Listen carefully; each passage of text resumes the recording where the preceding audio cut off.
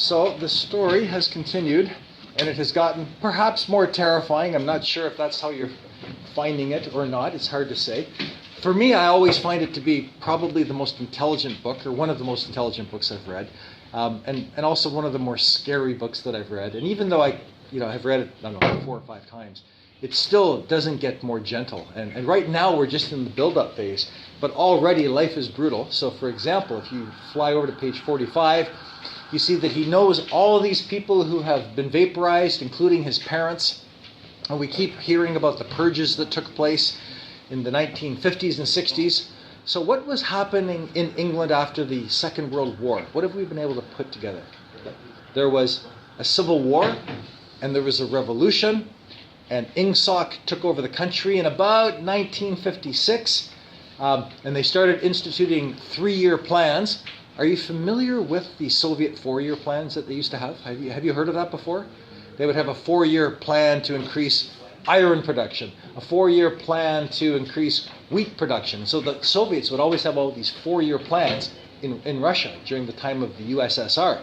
And so he's basically copying that, and he's saying that, well, in Oceania, we're into our 9th 3-year plan. So that means that when did these 3-year plans start being implemented? 9 times 3, taken from 1984 equals 1957. So we're going to say that in the early 50s, they had the Civil War and the Revolution, and Ingsoc won the Civil War and took over the country. And it would appear that equivalents to these revolutions probably took place in East Asia and Eurasia and were won by similar types of governments. So what's the warning? The big warning from Orwell is, don't let totalitarian forces take over your country. In other words, maintain freedom and maintain democracy and maintain social values and take care of everybody in your society. Treat people like humans, treat them with respect and dignity, and be prepared to fight to maintain those values. I mean, that's implicitly the subtext of this book. Yes? But how do totalitarian parties come into power? They come into power usually through a violent revolution, because nobody's going to elect in a totalitarian government because it's going to be absolutely repressive. So as a result, they come into power as a result of revolutions. So when did, for example, the USSR take formation? In other words, I'm asking you, when was the Communist Revolution? 1917. Okay? And what happened there? Guys, this is so interesting. Who was the leader of the Russian Communist Revolution that took place in 1917? A fellow named Lenin, who was known to be a communist leader, and he had to flee the country during the First World War, and he fled to Germany, and Germany protected him, took care of him. And then, you recall that Germany and Russia were fighting in the First World War, correct? And so what Germany did that was so smart is that Germany put him onto a train with false ID, and that he had all these underground locations that he could go through, and he made his way back to Moscow, and he commenced the Communist Revolution in the fall of 1917, and he succeeded with the Communist Revolution in Russia in 1917. But the deal, Germany wanted their part of the deal, and they said, you go back to Russia, launch the revolution, and then once you've succeeded, you pull Russia out of the war against us, because Germany was fighting on 2 fronts.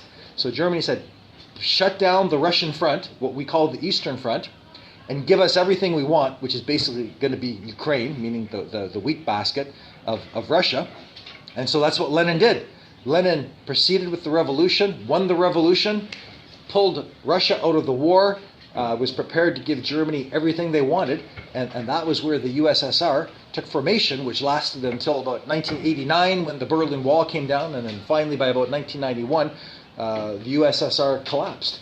But so in other words, how do totalitarian governments take power? Well, usually through a violent revolution, as per the Russian Revolution. But you tell me, please, how did totalitarianism take root in Germany, for example, in the 1930s? Because it took place a little bit differently there, didn't it? Did it take place through poverty? Well, Poverty was the instigating factor that contributed to Hitler winning the election in 1933, after which he outlawed the opposition and jailed leaders of unions and political parties and the press who might stand up against him. So in that case, where he was very, very smart, because he had managed to get himself elected to power and then to shut down all the rights and liberties that the people had previously been enjoying.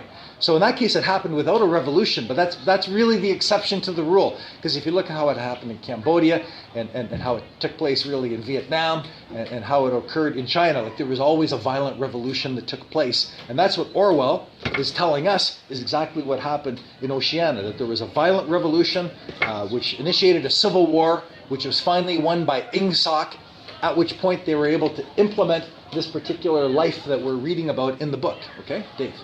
Was Germany's government under Hitler in the 1930s one that allowed this kind of changes to occur just by him? No, he basically had to seize power and shut down all the opposition parties and make it, in other words, he had to go against the Constitution to bring that all about. And he rewrote the Constitution. That was your question, right? Isn't that basically what happened in the book too with their churches? Yeah. Like they outlawed Yeah. the opposition parties. They outlawed everything which could possibly go against the party.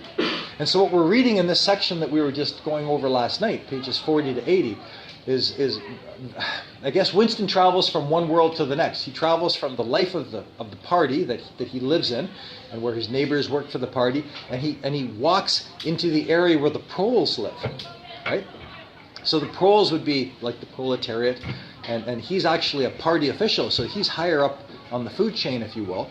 And so what's the difference between party members and proletariat? How are the proles considered? Don't party members wear these like blue overalls? They wear blue overalls, and proletariat are? They're seen as animals, right? So in other words, the party doesn't worry too much about them explicitly, but the party is always afraid of another revolution because the party came into power through a revolution. So therefore, if you've taken power through a revolution and you've got a group of oppressed people, such as the proletariat, who live in even greater poverty than the party members live in, you've got to keep them afraid. So did you notice when the bomb went off in the street, did you ask yourself where the bomb came from? Because there were really two answers. And it could have been, well, it could have come maybe from France over the British Channel and have landed in London, or it could be the government of Oceania, Airstrip 1 England, is actually bombing the proles in London themselves in order to keep them afraid. And this is what we actually learn as we go through the book, is that the government is bombing the proles in order to keep them down. And where has a tactic like that been used before in the past, historically? Say it louder. Well, if you buy that the CIA actually attacked New York, but that's total conspiracy theory. Okay? Isn't it used today? I suppose so. Perhaps, to take out dissidents, to actively discourage people from thinking independently. Sure. Okay. Isn't it basically what happens in Romania with their economy, where they cause inflation to keep their people down? Well, okay, and we're going to get into that in the book as well, is how you run your economy in order to keep the people desperate and to keep them from revolting. And it also happened in Sparta, because Sparta would capture a country and they would periodically take out anybody who might become a threat in the future. And that's what we're reading about in the section that we just read last night, is that party members do walk through the proletariat neighborhoods, and if they run into somebody who's smart and has leadership potential, they make sure that person is killed before they could eventually become a threat to the system. So this is just sort of like preemptive, making sure that you eliminate any undesirables who might become a threat down the road. And it's happening in the book, it's happened historically, it's a well-known technique. Do the proletariats realize that they're poor? They know that they're poor. They don't realize that they're being attacked by their own government in order to keep them down. I better close the window here, it's a little bit on the loud side. Yes? As a proletariat, if you realize that you're being put down from your government, what can you even really do? Nothing. And how, by the way, are the proletariat controlled? It's very smart how they're controlled. I think they're controlled by giving them a sense of freedom. Exactly.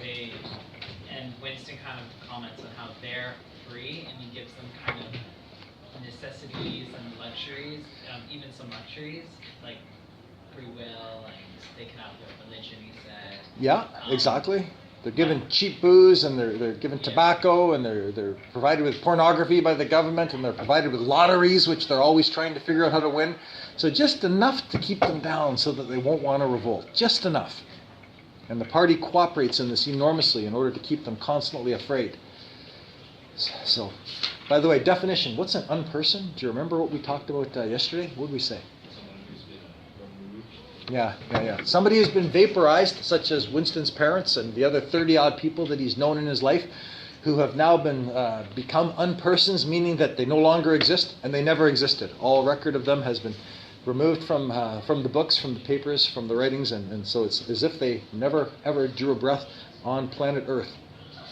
And there's different ways this can be done. They can be hanged, they can be shot, they can be tortured. Hangings are popular entertainment. Does that sound realistic, by the way, that hangings would be popular entertainment, that the kids would be clamoring to go see a hanging? Yeah. In fact, I would argue that historically, public executions have been the number one form of entertainment. And they've operated on two levels. On the one hand, they educate the populace of what will happen to you if you step out of line. And secondly, they keep the masses happy. Because all through history, people have grabbed the kids and wine and sandwiches and went downtown to watch a good hanging. And then the second factor is it operates in terms of advertisement. Because when you're watching somebody hanging at the end of a rope and their tongue is sticking out blue from their mouth, you sort of think to yourself, I don't want to end up like that. And so it has this educational sort of benefit that's attached to it. It's advertising for the system. Well, did crucifixion not work exactly the same way? Remember we talked about in our last course, we talked about the Roman-Jewish War. And remember I told you that after the Romans won each of those wars, the two Roman-Jewish wars, the first one in 70 AD, the next one in 135 AD, I told you that the Romans captured young Jewish men and they crucified them up and down the highways of the empire. Why? Advertising. And they left the bodies hanging up on the crosses to be consumed by the birds of the air for months until there were nothing but bones on the crosses. So you as a little guy might be walking down the road with your parents and you'd be seeing all these bodies hanging on crosses and you would think to yourself, I would prefer that not happen to me. Okay? And North Korea, once again, you might say is doing probably the same thing. Okay? So moving on just a little bit. Let's talk about language. They're into the 11th language of the Newspeak dictionary, which is going to get rid of all these words which used to exist so that people won't even be able to think heretically. Unorthodoxy will not even be possible. Look at the top of 51. We're destroying words by the hundreds every day. We're cutting the language down to the bone. The 11th edition won't contain a single word that would be obsolete before the year 2050. So they're going to get rid of every word that they can possibly eliminate so that people can no longer even think in terms of freedom and independence and personal moral agency and the opportunity to perhaps revolt and bring about a better world. The vocabulary will not even be there to support these sorts of thoughts. I know it's like in that conversation, Simon or whatever mentioned that eventually Newspeak will come down to one word which can explain everything. Is that even possible? Not one word, but a very small vocabulary. He didn't say the number, but a very small vocabulary. And he gives the example of good. You know, we could talk about good, better, best, excellent, most excellent, and we could say worse, you know, the most evil, perhaps the most undesirable. We could bring in all of these antonyms and synonyms and homonyms to increase the number of words in our language, which gives us the ability to nuance what we want to say. And we can set up all sorts of shades of meaning, right? And so the party wants to absolutely eliminate the possibility for people to be able to revolt in any means, in any way whatsoever. So they're going to cut down the language to the bone so that it's going to be impossible to even contemplate revolting. So in other words, the people are going to be turned into more the animals that we evolved from, if you will, where they would be unable to even contemplate conscious revolution. And that's the whole point of getting rid of all this extraneous verbiage that is going to become unneeded in the future. Okay, move on to page 52. Sim says that Newspeak is the only language that gets smaller and smaller every year. Now we're going to narrow the range of thought, and we're going to make the range of consciousness a little bit smaller. And the revolution will be complete when the language is complete. Newspeak is Ingsoc, and Ingsoc is Newspeak. And there will be no thought. And orthodoxy will mean not thinking, it will mean unconsciousness. And what does Winston think to himself as he listens to Sim's explanation of the way the language is going? Why is Sims going to be vaporized? I think it's because of the enthusiasm that he has for language. Could be. He gives a different reason, but that could be a part of it. It's because he can think for himself. He's too smart. And somebody who's too smart is going to be unwilling to abide by the rules for their entire life. They might be for a little while. They might be for a period of time willing to accept what they're being fed by the party. But someday, someone is just going to say, no, don't buy it, doesn't work. And so Winston just knows that at some point he's going to show up at work and Sims will no longer exist. He will be an unperson who has never existed, in fact. He's too smart for the system. Who else does he say is going to become an unperson at some point down the road? Mrs. Parsons, she's going to get turned in by her, devilish little kids at some point because she's not giving them everything that they want on a silver platter, so she'll end up getting killed. Anyone else going to get killed? He also just kind of accepts the fact that he'll be vaporized. He does, throughout the book, definitely accept the fact that he can't continue on. And he's engaged in active rebellion. He's keeping a diary with private thoughts, which has now led him to write down things like "Down with Big Brother." He's absolutely going to, end up dead, and he realizes the risks in what he's doing, and he feels that he has to. He can't do anything other than that. Yeah, the party does not like intelligent people, and also too, Sims has read too many books. He knows too much, and one day he'll see through the lies, and he won't be able to carry on. All right, I'm going to move on to about page 61. And that's where it's making the point about, the people who the thought police will ultimately get hold of and who will be vaporized. If you go to the bottom of 61, remember when Julia, that's the name of the girl, by the way, when she was sitting behind him at 2 minutes hate, and he was upset because what if he's not yelling loudly enough, in terms of the hatred that he's supposed to be expressing. So look at the bottom of 61. Her real object was probably to listen to him and to make sure that he was shouting loudly enough. Now, did you guys ever watch the North Korean death videos of the people on the streets, all crying on the streets? Well, why were they... at first glance you would say, well, they must have been crying because the dear leader had died. But what I want to ask you is, could there have been another reason why they were all crying in the street by the thousand? Because they were forced. Because if they were caught on camera not crying, they could actually be sent into slave labor camps for years. So they knew that if you didn't want to end up in a gulag, basically, you better be crying when you're in the street as the dear leader's coffin goes by, because you might end up in a camp being worked to death. And so they had to outdo each other, and it was quite something to see. All right.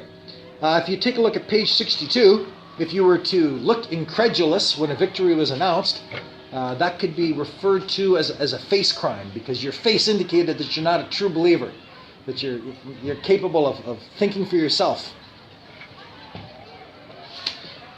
Now, I have a bit of a trickier question for you, but why on occasion does Winston go to prostitutes in the Prole neighborhoods? And it's actually not quite maybe the answer you would think. But what do you think, Logan? Why does he do this? Well, you're not really allowed to. That's obvious, right? For one. So it's a bit of a rebellion. So, personally, I just think that's just part of him rebelling. And it's something to do with his wife. Okay, so his wife was a party lady. And she did not enjoy sex at all. And she made it clear to him that it was a duty. And because she put it in those terms, and because it always felt like she was pushing him away. She was doing this for the party, but she didn't really want to do it. He became nauseated by the idea of having sex with his wife. And so as a result, when he goes into the Prole quarters and has sex with Prole prostitutes, he at least feels that, he can enjoy the eroticism of the act. And that in itself then becomes revolution against the party, which says that sex should be brief and joyless. And ideally contain no pleasure whatsoever. Absolutely zero pleasure for the woman and just bare minimum even for the male. though they will allow sex for the procreation of children, but they do so reluctantly. So it's a very, sad state of affairs. And as we said yesterday, it's really based on the fact that they want you to love Big Brother and love the party. They don't want you to love your spouse. All your energy is supposed to be transferred into following the dictates of the party freely, by choice. And the system works. And kids, who are often the most rebellious aspects of any culture, the kids are totally on board with this. Become young spies, and they're trained to turn in their adult supervisors and minders whenever they get the opportunity. The kids are brutal. The kids are horrible. Winston says this repeatedly. He says the children today are horrible. They completely buy everything they're being taught. So the system is operating with utter success in terms of what happens there. Okay. Going to move on to page 66, and we see that while divorce is not allowed, separation is when there are no children. And so he and his wife were allowed to separate, he says 10 or 11 years earlier. He doesn't even exactly remember. So he would have been about, well, you tell me how old he would have been. Because how old is he now? He's 39 now. So he was 28 or 9 when he and his wife separated. And technically he's still married because he's not heard that she's died. Although there's been obviously zero enough conduct. And what he would really like, honestly, what he would really like would be a love affair. A real love affair.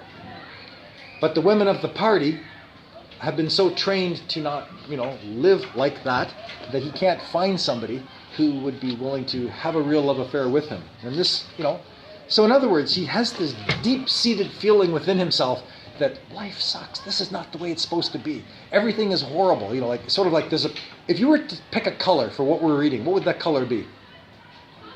It would be gray. It would absolutely be gray with a dusty sort of a veneer over it, and everything would be sad and joyless, and fear would be the predominant emotion, and that's utterly what we're reading as we go through the book. This kind of this kind of system only exists for humans, right? Not necessarily in France or something. We are not informed as to how East Asia and Eurasia actually function, but it's implied that they probably work the same way. But he would never know. Even within his country, everybody believes the party line, which, by the way, is where the phrase "the party line" comes from, except that he himself has been developing doubts. And he has to pretend that he accepts the party line in order to stay alive, because living is good, but he doesn't know how long that's going to last. And as Jack's pointing out, he's sort of assuming now that it's not going to last very long, because in fact, life doesn't last very long, does it? Life is very, very short. Take a look at where they talk about how when people are young, for example, young women will enter this period of bloom where they're attractive for a brief period of time, and the young men are chasing after them for something, I can't imagine what. And then the women will marry, and they'll have kids, and then they all become quite stout, and they become quite laden down by their weight, and everybody kind of shrivels up, and doesn't move very fast anymore, and they all become old and ugly, and they're all dead by the age of 60. And this is basically the life and the lives that the whole society leads, and it's always been this way. So it's utterly miserable, and the purges continue, the violence continues.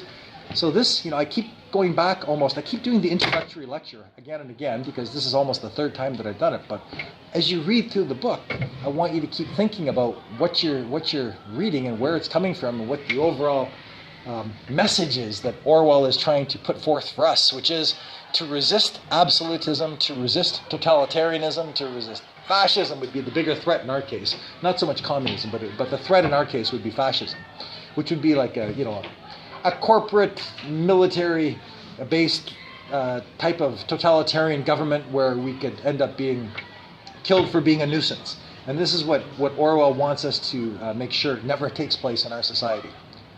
So we will keep reading. I'll ask you guys to take it up to 126, please, for tomorrow.